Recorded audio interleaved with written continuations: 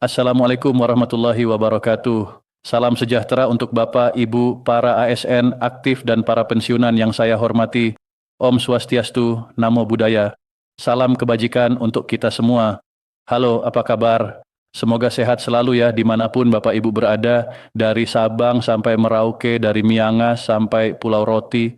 Semoga hari ini Allah Subhanahu wa Ta'ala, Tuhan yang Maha Esa, selalu melimpahkan kesehatan, rezeki yang berkah, dan ketenangan hati buat kita semua. Oke teman-teman, saya mau tanya nih, angkat tangan di dalam hati, siapa di sini yang belakangan ini dadanya deg-degan, was-was, enggak karuan karena banyak banget kabar berseliweran di grup WhatsApp keluarga, di Facebook, sampai di YouTube soal gaji THR, gaji ke-13, rapel, dan segala macam urusan pensiunan. Hayo, jujur aja pasti banyak yang ngalamin kan.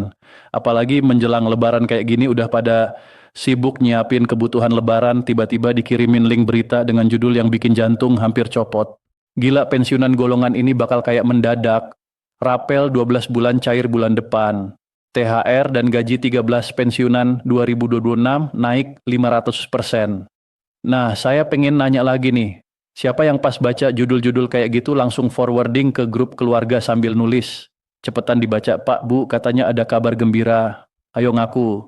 Saya paham banget kok. Saya tahu betapa berharganya setiap rupiah yang masuk ke rekening Bapak Ibu sekalian. Uang pensiun itu bukan cuma sekadar angka. Itu adalah harga diri. Itu adalah perjuangan setelah puluhan tahun mengabdi untuk negara. Dari uang itulah dapur tetap ngebul, listrik tetap nyala, obat rutin bisa ditebus, dan kadang bisa juga buat ngasih hadiah kecil buat cucu tersayang. Jadi wajar kalau setiap informasi yang menyangkut uang pensiun selalu disambut dengan antusias sekaligus juga dengan kecemasan. Tapi izinkan saya untuk sedikit mengingatkan di era informasi yang serba cepat kayak sekarang, sayangnya berita bohong alias hoa juga makin canggih. Banyak oknum yang sengaja bikin berita bombastis cuma demi mengejar like, subscribe, atau bahkan yang lebih parah untuk menjerumuskan Bapak Ibu ke dalam penipuan. Makanya hari ini kita akan duduk santai, siapkan kopi atau teh hangat, dan kita bedah tuntas semua isu yang lagi panas-panasnya menjelang Lebaran 2026 ini. Saya janji tidak ada informasi yang dipotong, tidak ada yang ditutup-tutupi. Semua akan saya sampaikan dengan gaya ngobrol yang santai, gampang dicerna, dan tentunya berdasarkan fakta serta aturan yang benar. Tujuan saya cuma satu, supaya uang di dompet Bapak, Ibu aman, dan hati tidak kaget. Jadi tahan dulu jempolnya untuk forwarding. Simak baik-baik dari awal sampai akhir. Kalau ada yang kurang jelas, catat di kolom komentar. Nanti kita diskusi sama-sama. Oke, langsung masuk ke inti pembicaraan bagian 1. Kabar panas pertama, THR dan gaji ke-13 tahun 2026. Baiklah Bapak Ibu, kita mulai dari yang paling hangat dan paling ditunggu-tunggu, yaitu kabar tentang THR dan gaji ke-13 tahun 2026. Saya bisa bayangkan setiap kali mendekati Lebaran, pasti yang terbayang adalah dua kata ajaib ini, tunjangan hari raya. Nah, kabar baiknya, pemerintah sudah memberikan kepastian, sudah ada payung hukumnya, sudah ada aturan mainnya. Jadi ini bukan isapan jempol belaka. Saya punya satu pertanyaan nih buat Bapak Ibu. Kira-kira kalau THR dan gaji ke-13 cair, rencananya mau diapain? Apakah mau dipakai untuk beli baju baru buat cucu, atau mungkin untuk memperbaiki rumah yang sedikit bocor, atau mungkin disimpan untuk biaya kesehatan? Coba tulis di kolom komentar ya. Saya penasaran biasanya uang tambahan ini paling bermanfaat buat keperluan apa? Nah, sekarang biar enggak penasaran lagi kita kupas tuntas aturan barunya. Jadi begini ceritanya, pemerintah melalui Kementerian Keuangan baru saja menerbitkan aturan baru yang sangat penting. Namanya adalah Peraturan Pemerintah Nomor 9 Tahun 2026. Kenapa aturan ini penting? Karena PP Nomor 9 Tahun 2026 ini adalah tiket resmi yang mengatur pemberian THR dan gaji ke-13 untuk seluruh ASN, baik yang masih aktif maupun para pensiunan untuk tahun 2026. Jadi kalau ada yang nanya, loh kok ini cair lagi? Apa iya? Jawabannya tegas, iya. Cair karena ada dasar hukumnya. Ini bukan janji manis di atas kopi, tapi sudah ditandatangani dan diundangkan. Di dalam dokumen resmi PP ini dijelaskan secara gamblang dari A sampai Z. Mulai dari siapa saja penerimanya, jelas semua ASN aktif dan juga para pensiunan ASN termasuk janda atau duda penerima pensiun. Tidak ada yang ditinggalkan. Komponen apa saja yang masuk hitungan diatur rinci, gaji pokok, tunjangan keluarga, tunjangan pangan, tunjangan jabatan, semuanya dihitung untuk menentukan nominal THR dan gaji ke-13. Kapan jadwal pembayarannya? Nah, ini yang paling penting. Di aturan disebutkan bahwa mekanisme waktunya sudah ditetapkan. Biasanya THR akan cair sekitar H7 atau H10 Lebaran. Dan untuk pensiunan prosesnya melalui PT Taspen atau PT Asabri. Mari kita bedah lebih dalam soal jadwal ini. Sesuai dengan aturan untuk Bapak Ibu para pensiunan, mekanisme pencairannya dilakukan melalui lembaga penyalur pensiun yaitu PT Taspen Persero untuk pensiunan sipil atau PT Asabri Persero untuk pensiunan TNI Polri. Nanti kedua badan ini yang akan bertugas menyampaikan tagihan pembayaran THR dan gaji ke-13 kepada kuasa pengguna anggaran. Prosesnya berjenjang tapi insya Allah lancar. Lalu kapan tepatnya cair? Di PP nomor 9 tahun 2026 ini dijelaskan secara teknis paling cepat penyerahan tagihan oleh Taspen atau Asabri dilakukan 1 hari kerja sebelum hari pertama pembayaran yang ditetapkan pemerintah. Ya, artinya pemerintah pusat akan menentukan tanggal hanya lalu sehari sebelumnya data sudah harus masuk. Jadi untuk tanggal pastinya di masing-masing instansi atau di masing-masing kantor bayar, Bapak Ibu bisa pantau terus pengumuman resmi dari Taspen atau dari kantor keuangan daerah setempat. Biasanya mereka akan mengirimkan SMS atau surat pemberitahuan, jangan lupa cek terus rekeningnya ya. Siapa tahu tiba-tiba masuk. Oh iya, ada satu lagi yang penting, PP nomor 9 tahun 2026 ini juga mengatur hal-hal teknis lainnya. Misalnya bagaimana kalau ada pensiunan yang meninggal dunia menjelang pencairan atau bagaimana kalau ada mutasi. Semua diatur rapi di sini termasuk aturan soal surat keterangan penghentian pembayaran SKPP kalau ada perubahan status. Jadi ini memang disusun dengan sangat rapi untuk menutup semua celah administrasi. Kementerian Keuangan benar-benar bekerja keras agar tidak ada yang kelewatan dan tidak ada yang dobel. Bagian 2, mengapa aturan ini dibuat? Ada apa di balik langit? Nah, sekarang pertanyaan yang lebih dalam. Kenapa sih pemerintah sampai repot-repot bikin aturan baru lagi untuk THR dan gaji ke-13? Kenapa enggak pakai aturan yang lama aja? Pertanyaan bagus. Di dalam penjelasan resmi PP nomor 9 tahun 2026 disebutkan ada 4 alasan utama. Coba simak baik-baik karena ini menunjukkan bahwa pemerintah benar-benar memikirkan kesejahteraan kita, penyesuaian terhadap inflasi. Ya saudara-saudara, kita semua merasakan harga-harga barang di pasar itu naiknya minta ampun. Bawang merah, cabai, minyak goreng, belum lagi kebutuhan lebaran yang biasanya meroket. Nah, pemberian THR dan gaji ke-13 ini adalah salah satu cara pemerintah untuk membantu kita menyesuaikan daya beli dengan laju inflasi. Jadi uang tambahan ini diharapkan bisa meringankan beban ekonomi di hari raya. Modernisasi sistem kerja zaman berubah. Sekarang banyak ASN yang bekerja dengan sistem baru, misalnya kerja jarak jauh atau berbasis digital. Aturan ini juga menyesuaikan dengan skema kerja modern sehingga hak-hak finansial ASN dan pensiunan tetap terjamin apapun sistem kerjanya. Menampung aspirasi serikat pekerja. Ini penting. Pemerintah tidak bekerja sendiri. Selama ini berbagai serikat pekerja ASN terus menyuarakan aspirasinya. Mereka minta kepastian, minta kesejahteraan, dan PP nomor 9 tahun 2026 ini adalah jawaban atas aspirasi tersebut. Ini bukti bahwa pemerintah mendengar suara dari bawah meningkatkan daya saing industri.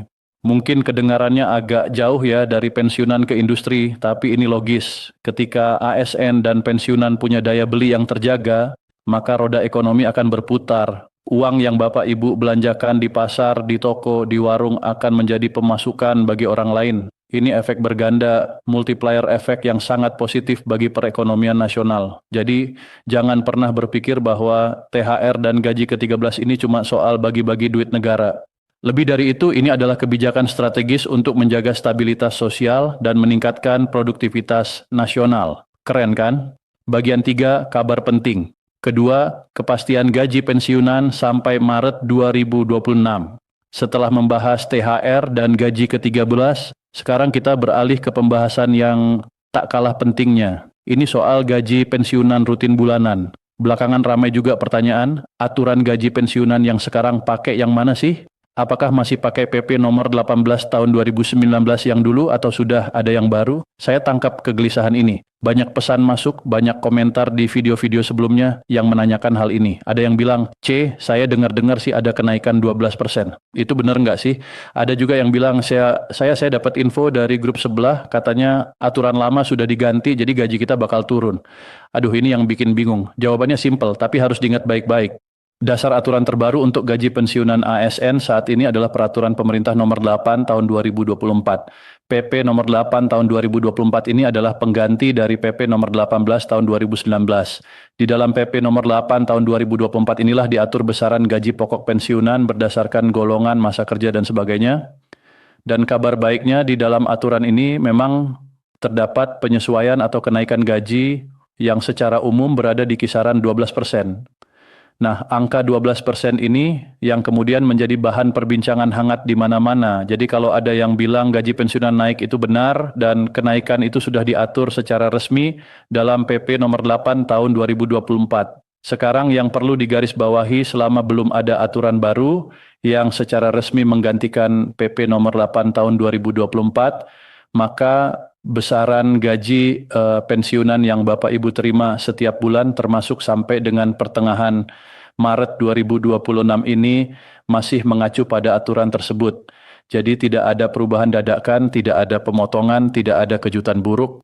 Ini penting banget untuk dipahami terutama untuk melawan hoax. Kadang-kadang di media sosial ada akun-akun tidak bertanggung jawab yang mengedit berita lama lalu diposting ulang dengan judul yang heboh. Seolah-olah ada aturan baru yang membahayakan. Tujuan mereka cuma satu, mencari sensasi dan keuntungan dari rasa khawatir kita. Maka dari itu Bapak Ibu jadilah pensiunan yang cerdas. Setiap kali membaca informasi yang bikin deg-degan, tahan dulu. Cari sumber aslinya, cek di situs resmi Kementerian Keuangan atau Taspen. Jangan langsung percaya bagian 4 rincian gaji pensiunan berdasarkan golongan update 2026. Baik, sekarang kita masuk ke bagian favorit saya dan semoga favorit Bapak Ibu juga. Kita akan bahas rincian kisaran gaji pokok pensiunan berdasarkan golongan angka-angka ini saya ambil dari lampiran PP nomor 8 tahun 2024 yang sudah disesuaikan. Tapi ingat ya, ini adalah gaji pokok. Dalam praktiknya jumlah yang diterima bisa berbeda karena ada tambahan tunjangan istri, suami, tunjangan anak, dan tunjangan pangan. Tapi setidaknya kita bisa lihat gambaran besarnya. Saya akan sebutkan kisaran dari golongan terendah hingga tertinggi. Simak baik-baik dan silakan cocokkan dengan golongan Bapak Ibu masing-masing. Untuk pensiunan golongan I, sub golongan IA, masa kerja 0 tahun sekitar 150.000, 700.000, sub golongan ID, masa kerja 26 tahun sekitar 2.200.000, 2.400.000, kisaran umum golongan 1,5 juta hingga 2,4 juta per bulan. Untuk pensiunan golongan 2, sub golongan IA, masa kerja 0 tahun sekitar 2.200.000, 2.500.000, sub golongan IID, masa kerja 33 tahun sekitar 2.900.000, 3.500.000, kisaran umum golongan 2,2 juta hingga 3,5 juta per bulan. Untuk pensiunan golongan 3 sub golongan IAIA, masa kerja 0 tahun sekitar 2.800.000, 3.100.000, sub golongan IAID, masa kerja 32 tahun sekitar 4.000, 4.300.000, kisaran umum golongan 3 2,8 juta hingga 4,3 juta per bulan.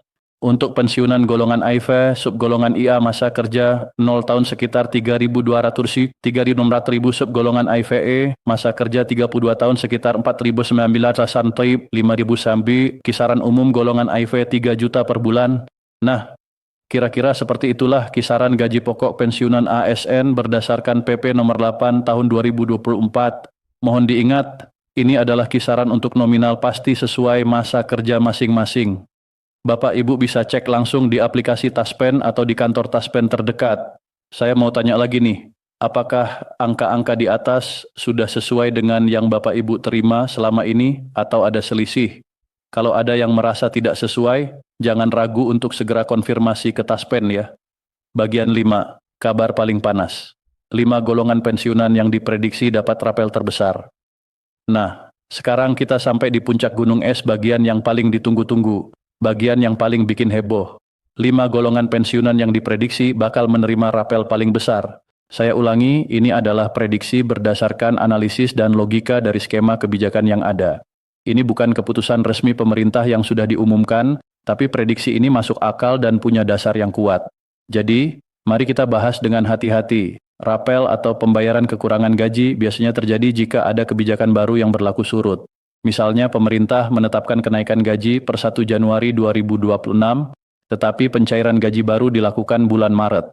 Nah, selisih gaji untuk bulan Januari dan Maret itulah yang disebut rapel. Nah, prediksi saya jika ada skema penyesuaian atau kebijakan baru terkait pensiunan di masa mendatang, maka 5 golongan ini berpotensi mendapatkan akumulasi rapel yang signifikan. Kenapa? Mari kita bedah golongan 1 pensiunan golongan I dengan masa kerja panjang.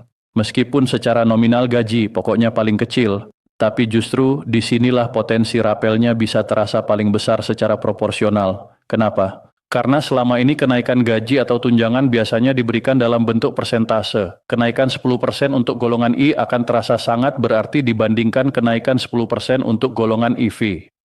Apalagi jika masa kerjanya panjang, otomatis masa kerja untuk perhitungan pensiunnya juga besar. Setiap penyesuaian sekecil apapun, dampaknya terhadap kebutuhan hidup sehari-hari akan sangat signifikan. Mereka adalah garda terdepan yang paling rentan terhadap gejolak ekonomi, sehingga perhatian pemerintah biasanya juga lebih besar pada kelompok ini.